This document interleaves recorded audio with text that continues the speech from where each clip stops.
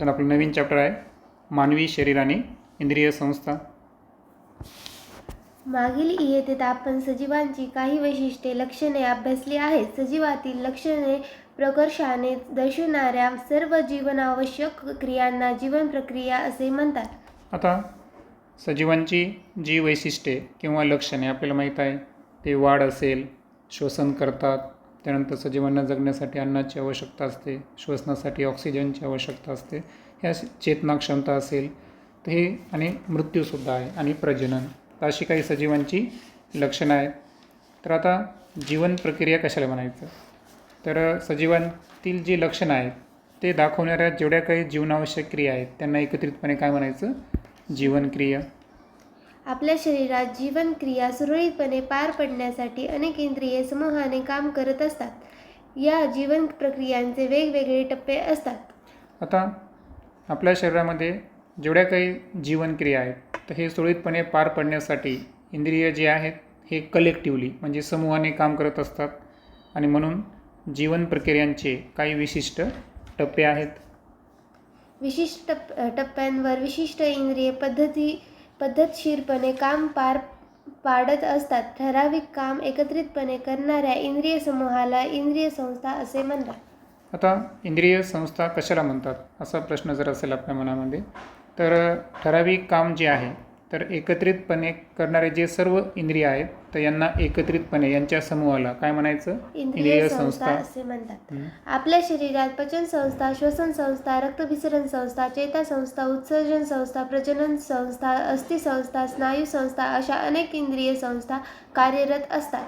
आता आपल्या शरीरामधल्या ज्या प्रमुख इंद्रिय संस्था आहेत तर त्यामध्ये पहिला आहे आपल्या अन्नाचे पचन करणारी पचन संस्था, त्यानंतर श्वसन संस्था ज्यामध्ये आपण ऑक्सिजन वायू जो आहे तो शरीराच्या आत घेतो आणि CO2 बाहेर, त्यानंतर शरीरामध्ये रक्त सुरळीत ठेवण्याचं काम हृदय करत असतो तर त्या संदर्भातली रक्ताभिसरण संस्था, त्यानंतर सर्व प्रकारच्या गोष्टींची जाणीव करून देणारी है ना आपल्या शरीरामध्ये जे चेतातंतू असतात त्या संदर्भात असणारी चेता संस्था, त्यानंतर शरीरामध्ये जे टाकाऊ पदार्थ होतात तर ते शरीराबाहेर टाकणारी उत्सर्जन संस्था ज्यामध्ये किडनी आहे की नाही त्याचं महत्त्वाचं रोल आहे, त्यानंतर प्रजनन संस्था, त्यानंतर आपल्या शरीरातली जी सर्व प्रकारची हाडे आहेत तर यांची काय असते, अस्थि संस्था, आणि त्यानंतर हाडावर असणारे जे स्नायू आहेत त्यांची तयार होते स्नायू संस्था.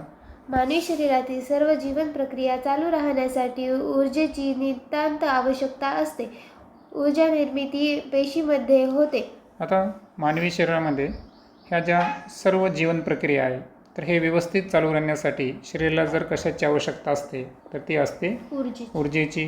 आता ऊर्जा निर्मिती कुठे होते, तर ऊर्जा निर्मिती होते पेशीमध्ये. पेशीमध्ये एक अंगक आहे त्याचं नाव आहे तंतुकणिका, ज्याला इंग्रजीमध्ये मायटोकॉन्ड्रिया म्हणतो, तर त्याच्यामध्ये ATPच्या स्वरूपात ऊर्जा निर्मिती होते. त्यासाठी पेशींना विद्राव्य, अन्न घटक व ऑक्सिजनचा पुरवठा व्हावा लागतो. ही कामे श्वसन संस्था व रक्तभिसरण संस्था मार्फत होतात. श्वसनाची प्रक्रिया पुढील 3 टप्प्यात होते. आता पेशींनी ऊर्जेची निर्मिती करावी यासाठी पेशींना 2 गोष्टीची आवश्यकता असते. एक आपली जी पचन संस्था आहे, आपण जे अन्न खातो तर त्यापासून आपल्या शरीर प्रत्येक पेशीला काय मिळतात, विद्राव्य अन्न घटक, म्हणजे आपण जे खातो अन्न ते जसंचे तसं पेशीला मिळत नाही तर त्याच्यापासून काही विद्राव्य अन्न घटक तयार होतात, ते पेशीपर्यंत रक्त वाहून नेतो आणि त्यानंतर आपण जो श्वास घेतो तर हा ऑक्सिजनसुद्धा त्या अन्न घटकाचं ऑक्सिडेशन करण्यासाठी ऑक्सिडीकरण करण्यासाठी महत्त्वाचं असतं. म्हणजे पेशी जे आहेत ना, हे पेशी आपण जेव्हा श्वास घेतो तर ऑक्सिजन कोण वापरतो, पेशी, म्हणजे खाल्लेल्या अन्न घटकाचं ऑक्सिडीकरण करण्यासाठी ऑक्सिजनचा या ठिकाणी पुरवठा होतो. आणि आपल्याला माहिती आहे ऑक्सिजनचा पुरवठा कोणत्या संस्थेमार्फत होतो, श्वसन संस्थेमार्फत. आणि जे विद्राव्य अन्न घटक आहे हे पेशीपर्यंत नेतं कोण, रक्त, म्हणजे रक्ताभिसरण संस्था. आणि ते पण लक्षात ठेवायचं की रक्तामध्ये एक तांबड्या रंगाचं सबस्टन्स आहे ज्याला आपण हिमोग्लोबिन म्हणतो, तर ते ऑक्सिजनला आणि कार्बन डायऑक्साईडला वाहून नेण्याचं काम करतो. आता श्वसनाचे 3 टप्पे आपण बघणार आहोत. एक आहे बहिश्वसन किंवा त्याला आपण बाह्य श्वसन म्हणतो, दुसरा आहे अंतश्वसन आणि तिसरा आहे पेशी श्वसन. अगोदर आपण बाह्य श्वसनबद्दल बोलू. त्यामध्ये पहिला पॉईंट आहे श्वास घेणे. नाकावाटे हवा आत घेतली जाते, तेथून ती श्वास नलिकेद्वारा दोन्ही फुफ्फुसात जाते. आता जेव्हा आपण श्वास घेतो तर आपण नुसतं ऑक्सिजन घेत नाही ना, तर ऑक्सिजनचं प्रमाण असलेली हवा आपण शरीराच्या आतमध्ये घेतो आणि ही हवा जी आहे ही हवा नाकावाटे अगोदर ती हवा नाकामध्ये एंटर करेल, तिथून ती श्वास नलिकेमध्ये जाईल आणि तिथून ती कुठपर्यंत जाते, फुफ्फुसात. कारण आपल्या शरीरामध्ये 2 फुफ्फुसे असतात, तिथपर्यंत ते हवा जात असते. त्यानंतर उच्छ्वास. फुफ्फुसात घेतलेल्या हवेतील ऑक्सिजन रक्तात जातो. रक्त शरीरातील कार्बन डायऑक्साईड फुफ्फुसांकडे पोहोचवते व ती हवा उच्छ्वासावाटे बाहेर टाकली जाते. आता आपण पाहिलं की श्वास घेतल्यावर हवा जी आहे ती फुफ्फुसापर्यंत गेली, ऑक्सिजनयुक्त हवा. आता फुफ्फुसामध्ये काय होतं माहिती आहे का, की फुफ्फुसामध्ये घेतलेले जो ऑक्सिजन आहे तो तिथं राहतो का, नाही. तो कुठं जातो, रक्तात जातो आणि रक्तातून तो कुठपर्यंत जातो, प्रत्येक पेशीपर्यंत जातो. आता सांगितलं पेशीपर्यंत नेण्याचं काम कोण करतो, हिमोग्लोबिन. त्यानंतर रक्त काय करतं माहिती आहे का, की पेशीमध्ये काही टाकाऊ पदार्थ होतात, जसं की कार्बन डायऑक्साईड. तर हा कार्बन डायऑक्साईड पेशीतला जो तयार झालेला घटक आहे तर हा फुफ्फुसाकडे अगोदर रक्तामार्फत जातो आणि त्यानंतर उच्छ्वासा वाटे आपण काय करतो, कार्बन डायऑक्साईड आपल्या नाकाच्या बाहेर टाकत असतो. फुफ्फुसावाटे होणाऱ्या या 2 क्रियांना एकत्रितपणे बहिःश्वसन म्हणतात. मग आता फुफ्फुसावाटे काय झालं बरं, की बाहेरची हवा आत घेणे म्हणजे श्वास घेणे आणि फुफ्फुसात आलेलाच कार्बन डायऑक्साईड बाहेर टाकणे, या 2 क्रिया एकत्रित झाल्या, तर या एकत्रित क्रियेला म्हणायचं बहिःश्वसन. त्यानंतर दुसरं आहे अंतःश्वसन. शरीरातील सर्व पेशी आणि रक्त या दरम्यान होणाऱ्या वायूंच्या देवाणघेवाणीला अंतःश्वसन म्हणतात. आता बहिःश्वसनमध्ये काय पाहिलं फक्त आपण, की बाहेरची हवा फुफ्फुसात येणे, फुफ्फुसातला कार्बन डायऑक्साईड बाहेर जाणे, एवढंच पाहिलं. आता अंतःश्वसनमध्ये लक्षात ठेवायचं की शरीरातल्या ज्या सर्व पेशी आणि रक्त यांच्या दरम्यान वायूंची काय होते, देवघेव होते. आता ही देवघेव कशी होते, की रक्त काय करतो, रक्तातून पेशीमध्ये कोणता वायू जातो, ऑक्सिजन, आणि पेशीतून रक्तामध्ये कोणता वायू येतो, कार्बन डायऑक्साईड. तर लक्षात ठेवायचं की पेशीतला रक्तात आपण जो श्वास घेतला तेव्हा ऑक्सिजन कुठे गेलं, फुफ्फुसात. फुफ्फुसातून तो कुठे गेला, रक्तातून कुठे गेला, तो पेशीमध्ये. आणि त्यानंतर पेशीमध्ये तयार झालेला कार्बन डायऑक्साईड कुठं आला, रक्तामध्ये. तर रक्तातून पेशीमध्ये ऑक्सिजनचा प्रवास आणि पेशीतून रक्तामध्ये CO2चा प्रवास, याला म्हणायचं अंतःश्वसन. त्यानंतर आहे पेशी श्वसन. ऑक्सिजनमुळे पेशीतील ग्लुकोज सारख्या विद्राव्य घटकांचे मंद ज्वलन होऊन ATP च्या स्वरूपात ऊर्जा मोकळी होते. आता आपण पाहिलं की आपण जेव्हा अन्न खातो त्या अन्नाचं मध्ये सर्वात जास्त प्रमाण कोणाचं असतं, ग्लुकोजचं. आता हे ग्लुकोज आपल्या पेशी डायरेक्ट खाऊ शकतात का, नाही, पेशी डायरेक्ट वापरत नाही. तर त्याच्यासाठी कशाची गरज असते, ऑक्सिजनची. कारण ऑक्सिजनमुळं काय होतं माहिती आहे का, पेशीतले जे ग्लुकोज आहे तर त्यामध्ये काही विद्राव्य घटक असतात, याचं मंद ज्वलन होतं आणि मंद ज्वलन झालं की आपल्या शरीराला जी ऊर्जा मिळते ती मिळते ॲडिनोसाईन ट्रायफॉस्फेट या स्वरूपात. त्याचबरोबर CO2 व जलबाष्प हे निरुपयोगी पदार्थ तयार होतात. या क्रियेला पेशी श्वसन असे म्हणतात. आता हे ATP तयार झालं. काय केलं आपण, की जे शरीरामधला ग्लुकोज होता, खाली रिॲक्शन आहे, ग्लुकोज होता, तर या ग्लुकोजची रिॲक्शन कोणासोबत झाली, ऑक्सिजनसोबत. आणि काय तयार झालं, ATP तयार झालं, म्हणजे ऊर्जा तयार झाली. आता हे ऊर्जा तयार होत असताना अभिक्रियेमध्ये पाहू शकतो आपण 2 टाकाऊ पदार्थ तयार झाले. एक आहे कार्बन डायऑक्साईड आणि दुसरा आहे जलबाष्प. तर कार्बन डायऑक्साईड आणि जलबाष्प हे पेशीसाठी कोणते पदार्थ आहे, निरुपयोगी पदार्थ आहेत. तर ते पेशीच्या बाहेर पडणे, तर याला सुद्धा काय म्हणायचं, पेशी. या सर्व प्रक्रियेला एकत्रितपणे काय म्हणायचं, पेशी श्वसन. खालील समीकरणाच्या सहाय्याने पेशी श्वसन प्रक्रिया सारांश रूपाने मांडतात. हां, तर पहा, हे जे पहिला घटक आहे रिॲक्शनमधला कोणता आहे, ग्लुकोज C6H12O6. हे काय आहे, अन्नातील विद्राव्य घटक ग्लुकोज म्हणून. त्यानंतर आपण श्वास घेतलेला ऑक्सिजन शेवटी कुठे गेला, पेशीमध्ये. मग पेशीनं ग्लुकोजचं मंद ज्वलन केलं. मंद ज्वलन केल्यावर काय तयार झालं, कार्बन डायऑक्साईड हा निरुपयोगी पदार्थ बाहेर पडला. मग हा पेशीतून कुठं जाईल, रक्तातून फुफ्फुसात आणि फुफ्फुसातून शरीराच्या बाहेर. त्यानंतर दुसरा आहे पाण्याची वाफ पण असते थोडी प्रमाणात आणि ऊर्जा तयार होते. आणि ते एक लक्षात ठेवायचं, 38 ATP का दिलं माहिती आहे का? कारण एक ग्लुकोज मॉलिक्यूल आपल्याला किती ATP ऊर्जा देतं, असा प्रश्न जर NMSला आला तर उत्तर काय राहील त्याचं? 38 ATP देतो तो. ओके. त्यानंतर आपण बोलू श्वसन संस्था, अर्थातच रेस्पिरेटरी सिस्टीम, रचना व कार्य. आता नेक्स्ट आहे श्वसन संस्था. आता यामध्ये काही गोष्टी आपण समजून घेऊ की ही सर्वात टॉपला काय आहे? नाकपोकळी. त्यानंतर आता आपण पाहिलं की कुठं आपला जी हवा कुठून जाते? श्वासनलिका, त्याला अटॅच असणारे 2 फुफ्फुसे. त्यानंतर हा आहे आपल्या घशाजवळचा भाग. त्यानंतर आपण जिथून बोलतो तो कोणता आहे? स्वरयंत्र. त्यानंतर ही जी श्वसनिका जर पाहिलं आपण तर हे काय आहे? हां, याच्यामध्ये जाळं म्हणू आपण एक पद्धतीचं. कशामध्ये? फुफ्फुसामधलं. आणि जिथं हवा भरल्या जाऊ शकते तो कोणता आहे? वायुकोश. आणि 2 फुफ्फुसाच्या खाली लगेचच एक पडदा आहे, त्याचं नाव काय आहे? श्वासपट्टी. आणि हे वायुकोश आहे बघ, हे द्राक्षासारखे दिसतात आणि याच्यामध्ये ऑक्सिजन भरला जातो. ओके. पहिल्यांदा आहे नाक, नोज. श्वसन क्रियेची व श्वसन संस्थेची सुरुवात नाकापासून होते. नाकातील केसांच्या व चिकट पदार्थांच्या सहाय्याने हवा गाळून आत घेतली जाते. आता श्वसन क्रिया आणि श्वसन संस्था यांची सुरुवात कुठून होईल? नाकापासून. आता नाकामध्ये हेअर्स प्रेझेंट असतात, केस आणि काही चिकट पदार्थ आहेत म्युकससारखं. तर त्याच्यामुळं हवा काय होते? फिल्टर होते, म्हणजे गाळल्या जाते. आणि त्याच्यामुळं धूळ वगैरे जे आहे हे आपल्या श्वासनलिकेमध्ये जात नाही. त्यानंतर आहे घसा, फॅरिंग्स. घशापासून अन्ननलिका व श्वासनलिका सुरू होतात. श्वसननलिका अन्ननलिकेच्या पुढे असते. आता घशापासून 2 नलिका चालू होतात. एक आहे अन्नपचन करणारी अन्ननलिका आणि दुसरी आहे श्वास संदर्भातली श्वासनलिका. आता श्वासनलिका जी आहे ना, ही अन्ननलिकेच्या काय असते? थोडंसं पुढच्या भागात असते. श्वासनलिकेच्या वरच्या बाजूस एक झाकण असते. अन्ननलिकेत अन्न जाताना या झाकणामुळे श्वासनलिका झाकली जाते. आता जेवताना काय होतं की आपण जेव्हा अन्न खातो तेव्हा ते आपल्या श्वासनलिकेमध्ये का जात नाही? तर लक्षात ठेवायचं की श्वासनलिकेची जी वरच्या बाजू आहे तिथं एक काय आहे? झाकण आहे. आणि जेव्हा अन्ननलिकेमध्ये अन्न जातं ना, तर काय होतं माहिती आहे का? की श्वासनलिका त्या झाकणामुळे काय होते? झाकल्या जाते.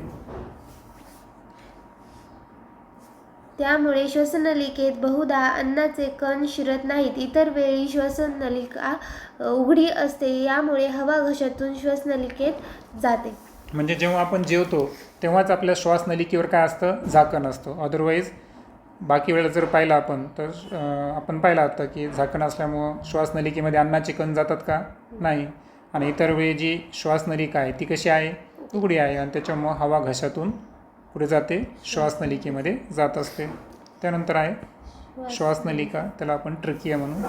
श्वासनलिकेच्या सुरुवातीचा भाग स्वरयंत्रामुळे फुगलेला असतो. छातीमध्ये श्वासनलिकेला 2 फाटे फुटतात. एक फाटा उजव्या फुफ्फुसाकडे व दुसरा डाव्या फुफ्फुसाकडे जातो. श्वासनलिकेचा सुरुवातीचा भाग जर पाहिला आपण तर तो थोडासा फुगलेला दिसतो आपल्याला. आणि त्याचं रिझन, कारण त्या ठिकाणी काय प्रेझेंट आहे? स्वरयंत्र, जिथून आपण बोलतो. आता छातीमध्ये जर पाहिलं आपण तर श्वासनलिकेला 2 फाटे फुटतात. जसं की तुम्ही इथं पाहू शकता 2 फाटे फुटलेत. एक फाटवा कुठं चालला? उजव्या फुफ्फुसाकडे. आणि एक जातो डाव्या फुफ्फुसाकडे. म्हणजे आपल्याकडे 2 लंग्स आहेत, राईट लंग आणि लेफ्ट लंग. त्यानंतर आहे फुफ्फुसे. छातीच्या पोकळीत हृदयाच्या डाव्या व उजव्या बाजूस एक फुफ्फुस असते. छातीच्या पोकळीचा बराचसा भाग फुफ्फुसांनी व्यापला असून हृदयाचा बराचसा पृष्ठभाग त्यांच्यामुळे झाकला जातो. आता फुफ्फुसाचं स्थान नेमकं कुठं आहे? तर आपली जी छातीची पोकळी आहे तर या पोकळीमध्ये हृदयाच्या डाव्या आणि उजव्या अशा दोन्ही बाजूला एक फुफ्फुस आहे. आता छातीच्या पोकळीचा बराचसा भाग कशाने व्यापलेला आहे? फुफ्फुसांनी व्यापलेला असून हृदयाचा बराचसा पृष्ठभाग फुफ्फुसामुळे काय होतो? झाकला जातो. म्हणजे जर आपण ह्युमन बॉडीचं स्ट्रक्चर पाहिलं तर जे आपल्या हृदयाचा बराचसा भाग किंवा बराचसा पृष्ठभाग कोणामुळे झाकला जातो असा प्रश्न जर विचारला, त्याचा आन्सर काय असेल? फुफ्फुस. प्रत्येक फुफ्फुसावर धूपदरी आवरण असते, त्यास फुफ्फुसावरण म्हणतात. आता प्रत्येक फुफ्फुस जे आहे तर त्याच्यावर 2 पदराचं, अर्थातच त्याला आपण काय म्हणू, दुपदरी आवरण असतं आणि त्या दुपदरी आवरणला म्हणायचं फुफ्फुस आवरण, त्याला इंग्रजीमध्ये आपण प्ल्युरा म्हणू. फुफ्फुस हे स्पंजाप्रमाणे स्थितिस्थापक असतात. फुफ्फुसे लहान लहान कप्प्यांनी बनलेली असतात, त्यांना वायुकोश म्हणतात. आता फुफ्फुसाची तुलना आपण स्पंजाप्रमाणे करू शकतो, म्हणजे ते कसे आहे, स्थितिस्थापक, म्हणजे जागा कमी पण करतात, वाढवतात पण. फुफ्फुसे जे आहेत हे लहान लहान कप्प्यांनी बनलेले आहेत आणि ज्या लहान लहान कप्प्यांनी ते बनतात त्यांना काय म्हणायचं, वायुकोश. जसं की इथं जर पाहिलं आपण तर इथं वायुकोश दिसेल आपल्याला, आहे की नाही. आता या वायुकोशच्या आतमध्ये हवेचा प्रवाह कसा असतो, आत आणि बाहेर. आता लक्षात ठेवायचं, वायुकोशमध्ये समजा ऑक्सिजन आला की तो काय होतो, हां तो फुगलेलाच आहे, पण तो एंट्री कशी करतो बघा, या वायुकोशमधून काय होईल, ऑक्सिजन जो आहे तो कुठं जाईल, रक्तामध्ये, आणि रक्तातून जो कार्बन डायऑक्साईड आहे तो कुठे येईल, वायुकोशमध्ये. म्हणजे ही वायूची अशी देवाणघेवाण होते, हे की नाही. तर अशा पद्धतीची रचना असते. वायुकोशांच्या भोवती केशवाहिन्यांचे अत्यंत दाट जाळे असते.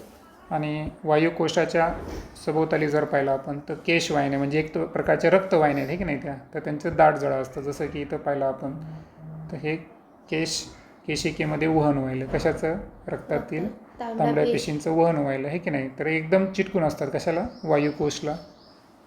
वायुकोशावरील आवरण अत्यंत झिरझिरीत असते. तसेच केशवाहिन्यांचे आवरणही फार पातळ असते. या पातळ केशवाहिन्यांचे आवरणही फार पातळ असते. नाही, या आवरणातून वायूची देवघेव सहज होऊ शकते. आता हे जे वायुकोशचं जे आवरण आहे हे अत्यंत कसं आहे, झिरझिरीत. आणि केशवाहिन्यांचं आवरणसुद्धा कसं आहे, पातळ. म्हणजे याच्यामुळं काय होतं की ऑक्सिजन जे आहे ना, हे डिफ्युजन प्रोसेस आहे ना, त्याला आपण विसरण प्रक्रिया म्हणू.